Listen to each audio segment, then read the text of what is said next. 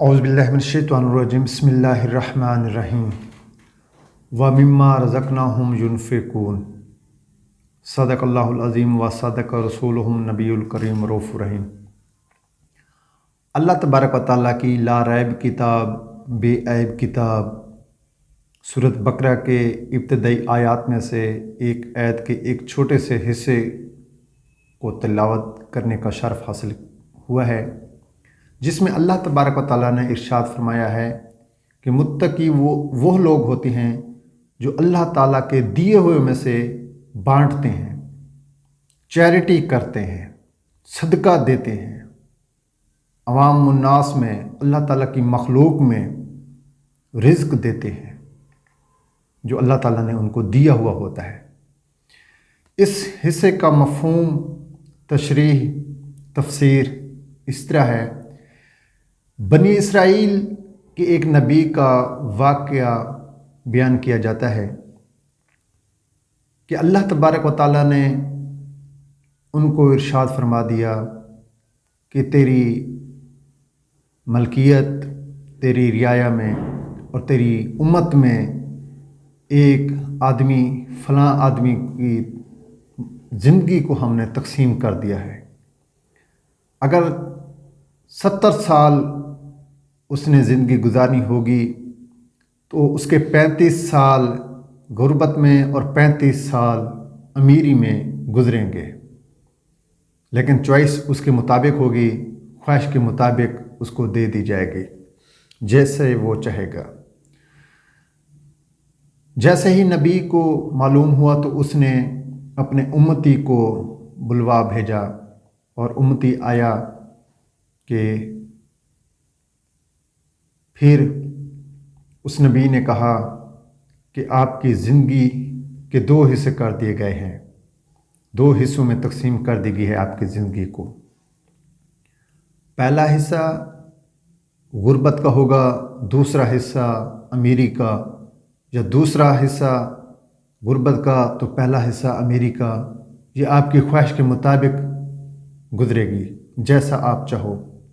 اس شخص نے کہا، امتی نے کہا کہ اے نبی، مجھے تھوڑا سا وقت دے دیجئے، کیونکہ میں گھر والے سے مشورہ کر لوں کہ ہم نے پہلے کون سے ایام گزارنے ہیں، بعد والے کون سے ایام گزارنے ہیں۔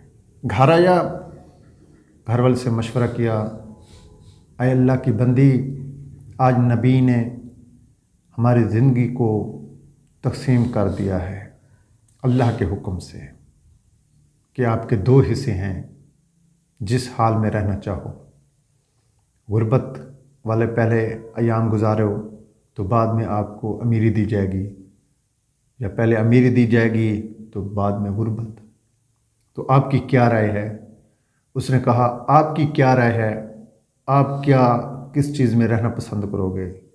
آپ کی کس چیز میں رضا ہے؟ تو اس نے کہا، معلوم تو ہو چکا ہے کہ ہماری زندگی کو تقسیم کر دیا گیا ہے، میں چاہتا ہوں پہلا حصہ ہم غریبی میں، غربت میں گزار لیں، دوسرا حصہ ہم امیری میں گزار لیں، جو ہوگا روح خسو کا ہم کھا لیں گے، پتہ تو ہوگا کہ ہماری دوسری زندگی امیری ہے۔ تو اس نے کہا، جاؤ اپنے نبی سے کہہ دو کہ ہمیں پہلے امیری دے دے، دعا مانگے اللہ سے ہمیں امیری دے دے۔ نبی کی دعا تھی، اللہ تبارک و تعالیٰ نے قبول فرما لی، دن رات ایک ہو گیا۔ اللہ تعالیٰ نے مال و متاع، بنگلہ، اچھی اچھی آسائشیں، نوکر چاکر، بہت اللہ تبارک و تعالیٰ نے عزت سے نوازا۔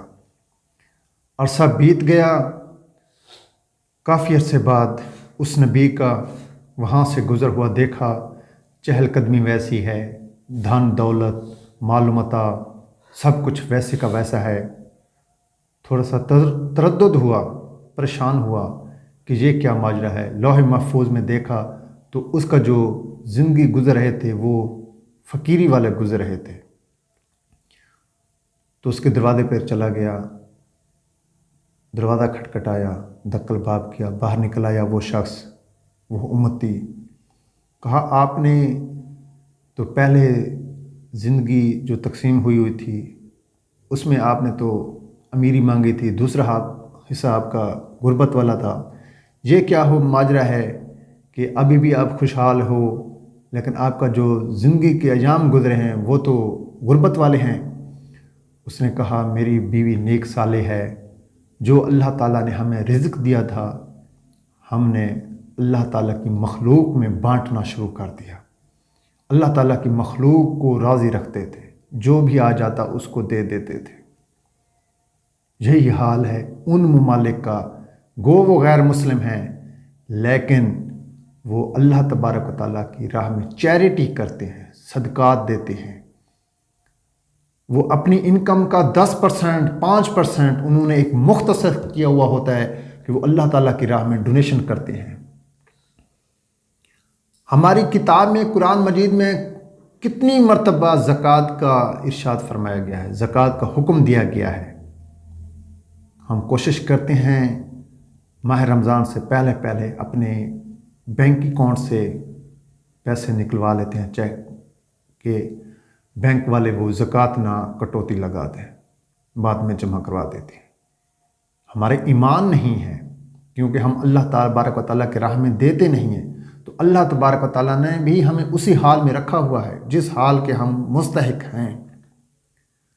حضور پاک صاحب الاولاق صلی اللہ علیہ وسلم کی زندگی کا ایک واقعہ یاد آ گیا ہے۔ حضور پاک صاحب الاولاق صلی اللہ علیہ وسلم صحابہ کرام میں جلوہ افروز تھے۔ ایک سامنے بہت ہی خوبصورت نوجوان صحابی بیٹھا تھا، آپ کو وحی آ گئی، آپ پر وحی نازل ہوئی کہ آپ کا سامنے والا صحابی کی ٹوٹل زندگی 15 دن باقی ہے۔ حضور پاک صاحب الاولاق صلی اللہ علیہ وسلم نے اس صحابی کی طرف دیکھتے ہیں، آنسو مبارک چشمان مبارک سے نکل آتے ہیں۔ حضور پاک صاحب الاولاق صلی اللہ علیہ وآلہ وسلم نے اس صحابی کو اپنے پاس بلایا اور کہا بتایا نہیں زندگی کا کہ آپ کی ٹوٹل زندگی 15 دن ہے؟ فرمایا آپ کی زندگی میں کوئی بڑی خواہش جو میں نبی پورا کر دوں؟ تو صحابی نے کہا یا رسول اللہ میری شادی نہیں ہوئی ہو، مجھے کوئی رشتہ وغیرہ نہیں دیتا، میری شادی کرا دے۔ تو کچھ فاصلے پر ایک انصاری بیٹھا تھا، تو حضور پاک صاحب الاولاق صلی اللہ علیہ وسلم نے کہا اس انصاری کو بلا کے لاؤ۔ وہ صحابی گیا، نوجوان انصاری کو بلا کے لایا۔ جی یا رسول اللہ، معلوم ہوا آپ کی بیٹیاں ہیں؟ جی یا رسول اللہ، تو میں محمد کہتا ہوں اپنی ایک بیٹی کا نکاح اس سے کر دو۔ لبیک یا رسول اللہ۔ گھر گیا اور اپنی ایک بیٹی کے نکاح کے لیے تیار کرایا اور آپ علیہ الصلوۃ والسلام کی محفل میں حاضر کیا، اور آپ صلی اللہ علیہ وسلم نے نکاح پڑھایا اور دونوں کو خوشی خوشی رخصت کر دیا۔ ایک ہفتے بعد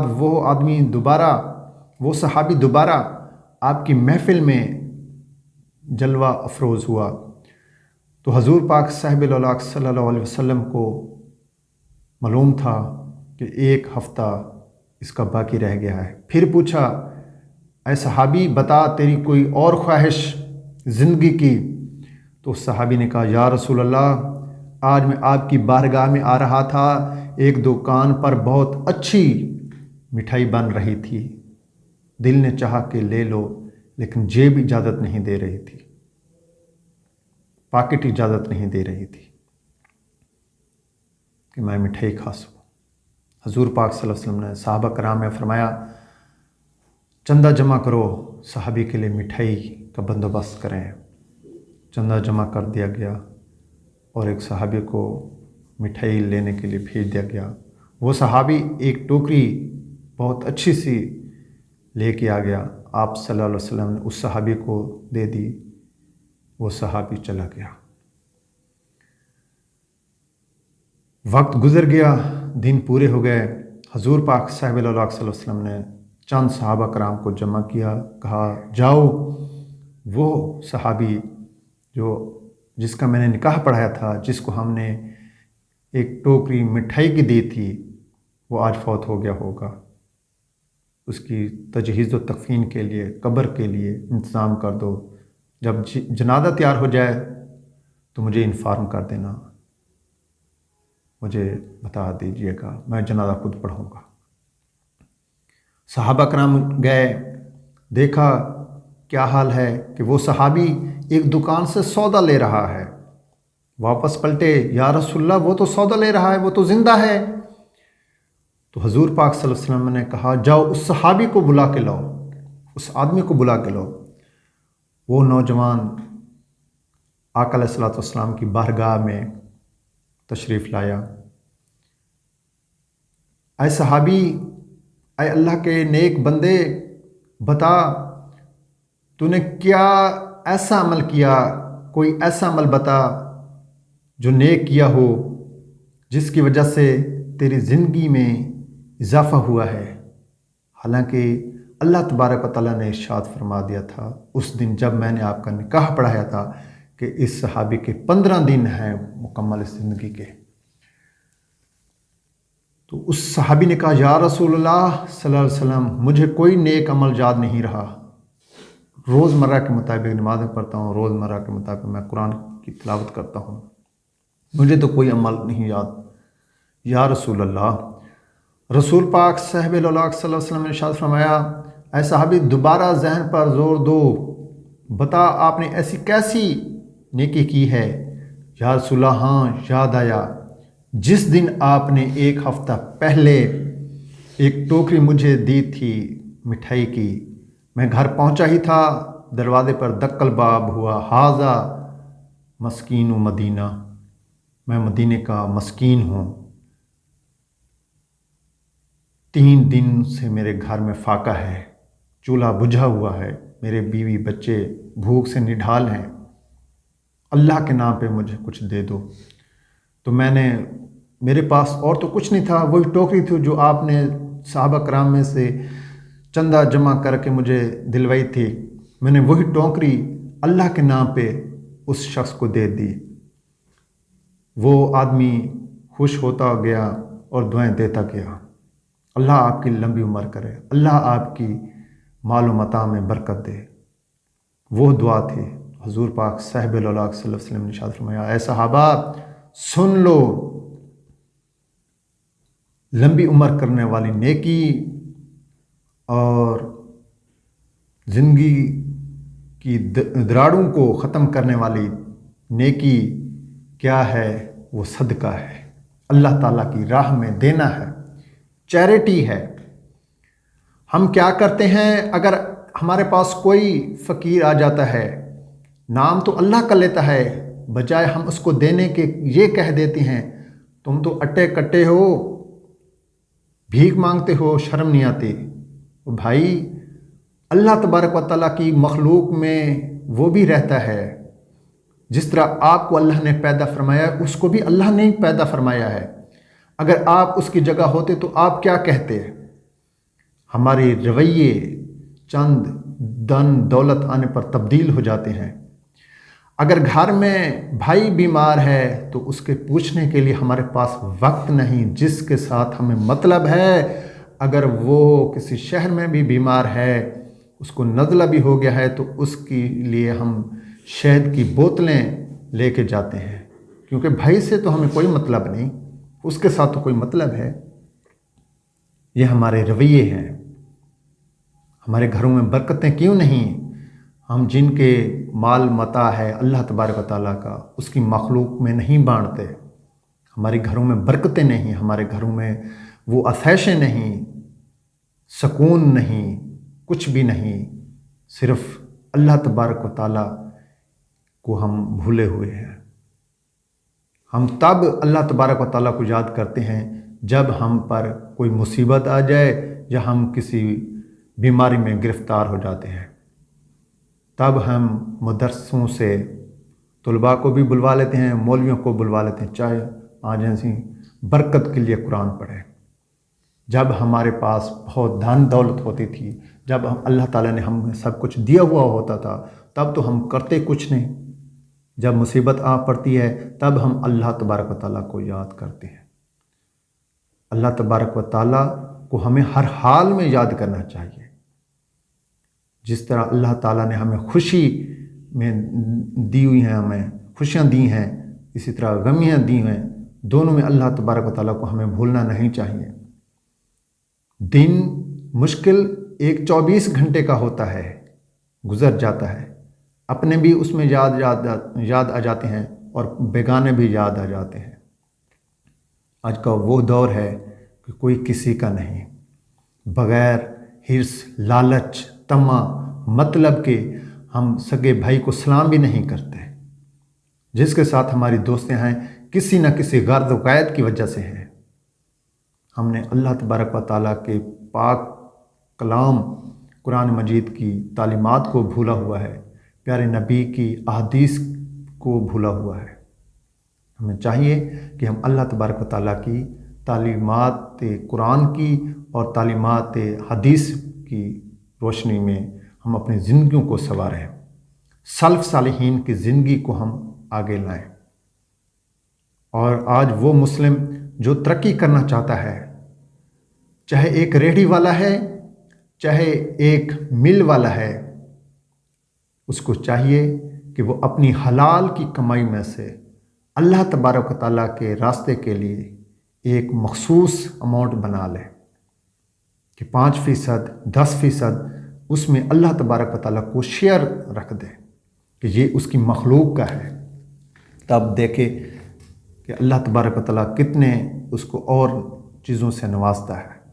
اور میرا یہ تجربہ ہے، الحمدللہ ثم الحمدللہ، جب سے میں نے اللہ تبارک و تعالیٰ سے شیئر رکھا ہے، اللہ تبارک و تعالیٰ کی مخلوق کو کچھ اپنے حسب توفیق دیتا ہوں، تو اللہ تبارک و تعالیٰ مجھے پہلے سے بہت اچھا اور اچھے سے اچھا مقام دے رہا ہے، کیونکہ یہ اللہ تبارک و تعالیٰ کا وعدہ ہے۔ اور اللہ تبارک و تعالیٰ میرا اور آپ کا حامی و ناصر ہو، نیک کام کرنے کی توفیق عطا فرمائے۔ آمین ثم آمین۔